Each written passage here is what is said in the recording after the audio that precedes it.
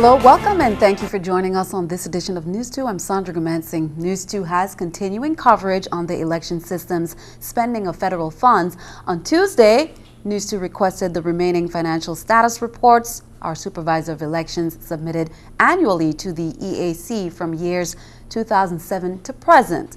Those documents break down how much federal funding the territory has received and spent. News 2's Erica Bivens brings us this update. Since 2003, the territory has received $3.3 million of HAVA federal funding. According to Monica Evans, Grants Management Director for the EAC, the territory has spent about 98% of Section 101 funds, and for Section 251 funds, balance is about $1.4 million.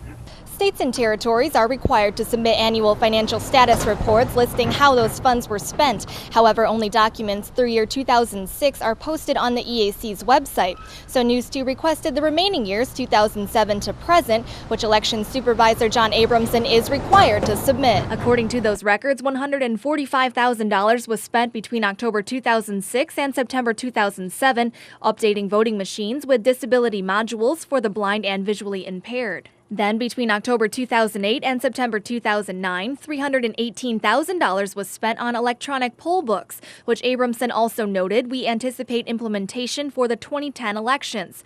However, those e-poll books were not used until this election cycle. The next year, between October 2009 and September 2010, Abramson reported the final acquisition of e-poll books and that staff received training on them. It also notes our priority and major focus will be on replacing existing voting equipment and technology. The final report states between October 2010 and December 2011, election reform legislation was signed, allowing the election system to purchase much-needed new voting machines, and that the requisition process for them had begun. 2012 reports are not due until December 31st. For News 2, I'm Erica Bivens.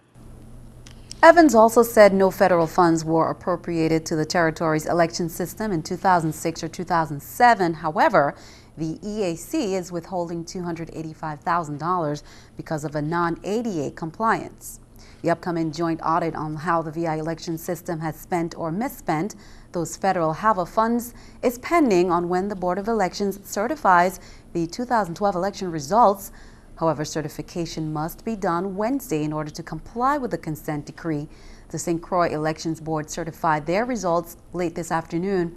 However, St. Thomas St. John board member Wilma Marsh Monsanto said as of 6 o'clock, board members were counting more absentee ballots. Calls to board chair Alicia Wells were not returned by news time. However, the board did plan to certify the results today.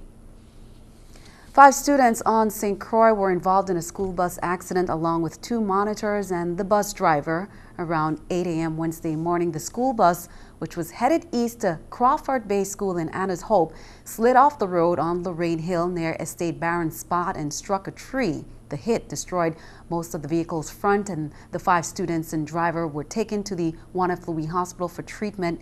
News 2 spoke with officials at the Juan F. Louis Hospital who confirmed that as of 1:30 Wednesday afternoon, 2 children and 1 adult were treated and released, and that 1 adult and 1 child were in stable condition and awaiting to be released. No serious injuries have been reported. News 2 also reached out to the Department of Education for an update on the incident. As of news time, no calls were returned. Well, hearings continued on Tuesday for about a dozen Bureau of Corrections officers who allegedly performed a job action on Monday. According to the officers, they were not performing a job action, but only wanted to meet with supervisors to discuss difficult working conditions. According to the Bureau of Corrections, about 5 hearings were held on Tuesday and about 8 were held on Wednesday. The hearings are going on, the investigation are going on, so since there's an investigation going on, there really isn't much I can say because you got to wait till the investigation is over with. But what I can say is, and our point of view, the officers are bringing issues and concerns to the director that entails our life. Our life is in danger on the job. That's why the institution is locked down. The officers have serious issues. We are being threatened by the inmates. Every time we come to work, it's understaffed. There's not enough officers to secure the institution. The inmates' lives are in danger. The community is at risk. All we wanted to do was meet with the director to take these issues and solve them and, bring them to a point where we can control the institution again, meaning change the schedule by having more officers put on the shifts. Okay, right now there's 2 less officers on each shift.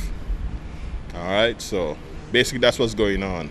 Police in St. Croix are investigating the armed robbery of the Kentucky Fried Chicken restaurant in Frederickstead. According to a police report, at 9:30 p.m. Tuesday, an armed masked male walked into the Kentucky Fried Chicken. The suspect pointed a gun at the employee. He demanded she open the safe and give him the money, which she did.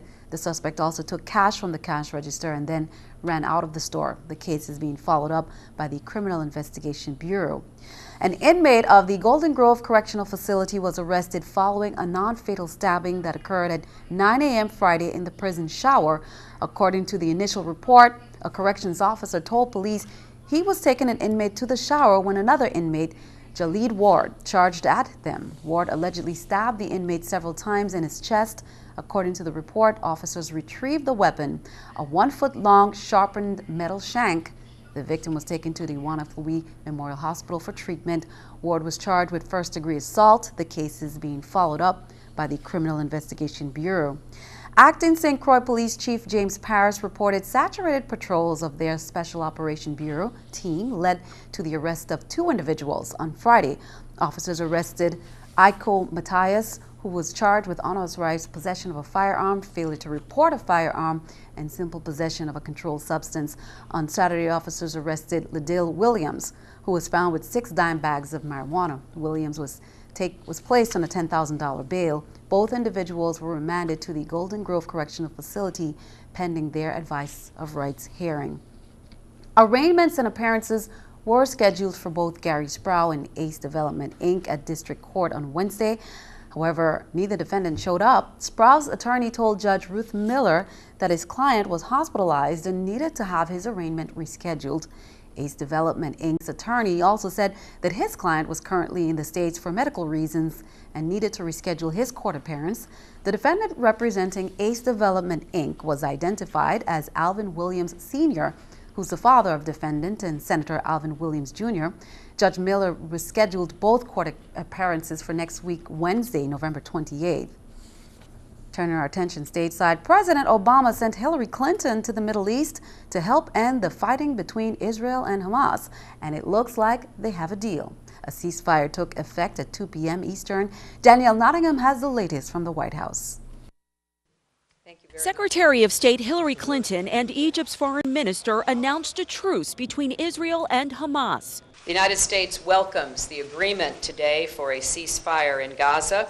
For it to hold, the rocket attacks must end, a broader calm return.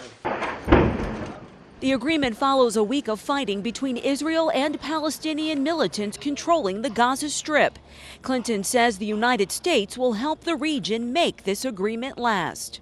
Ultimately, every step must move us toward a comprehensive peace for all the people of the region.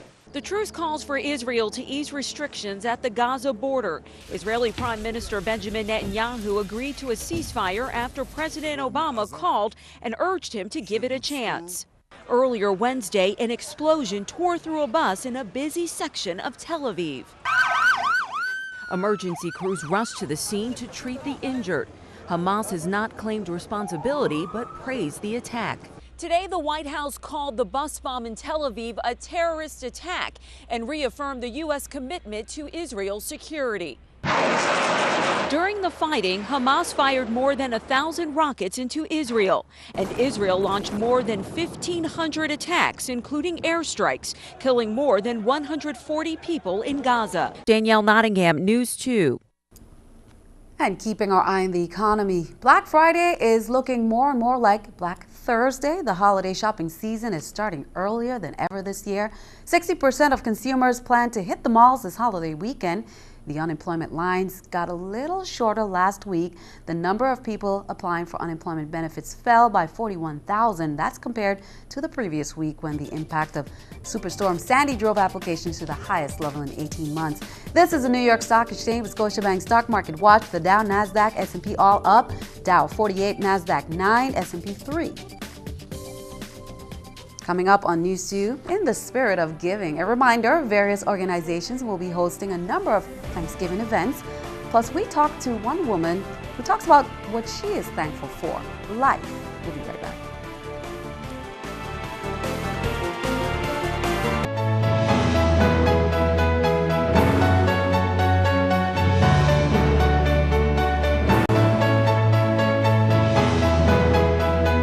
What does Thanksgiving mean to you? I spoke with a very inspirational woman who told me what she was most grateful for is life. She says life is a precious gift, not to be used, abused, or ignored. My journey with breast cancer began, officially the diagnosis was in February of 2006. However, for approximately 1.5 years prior to that, I noticed there was a lump. But being a person of faith, I invoked using the word of God exclusively to cause the cancer to just disappear. And we know that, some people know that the word in and of itself doesn't always give you what you need, and you have to seek other advice, medical, in order to really perfect that which God has already ordained for you. And on February the 24th, if I'm not mistaken, 2006, is when I was officially diagnosed with inflammatory breast cancer. And I do not know how much the general public knows about inflammatory breast cancer, but inflammatory breast cancer is often misdiagnosed or undiagnosed until the advanced stages based on my research. But I'm thankful that I'm here today, and each day, each year when I come on, it's another opportunity to say to others, cancer is not a death sentence. Very inspirational words, and I know you're always willing to share your story. All is well with me. I am happy and I'm excited because I have a birthday coming up in January, and most women don't like to tell their age, but I always tell people, if you don't want to tell your age, then introduce yourself to the cemetery. And I'm so excited because this coming January 6, 2013, I will be celebrating the 65th anniversary of my birth, and I am just excited, so that has me going. I'm looking forward to it. What message are you finding yourself more and more trying to get out to other women? Take care of yourself first, because if you are not well, then you can't take care of anyone else. And the same thing goes for your job. Don't put your job in front of your health. You know, you can always find a job, but you can never get another life. And life is a precious gift, not to be abused, misused, or ignored. So always pay attention to your body. Great message there. In the spirit of giving, various organizations will be hosting a number of Thanksgiving events.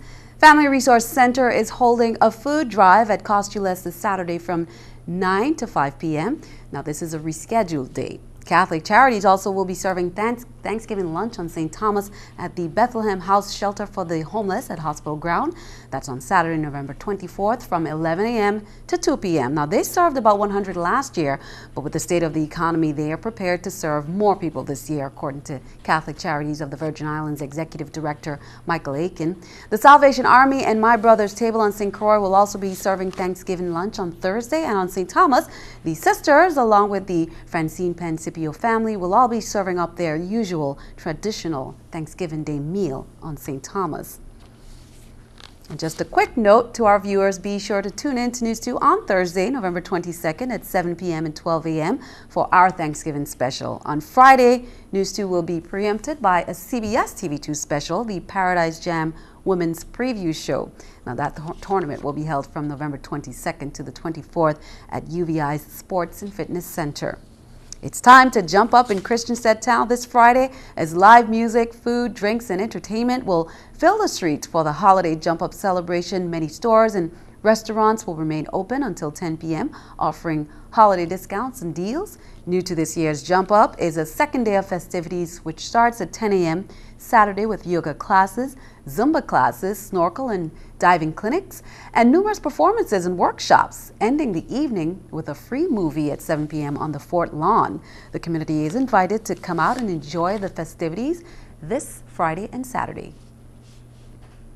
Stick around, your News 2 AccuWeather forecast is coming up next.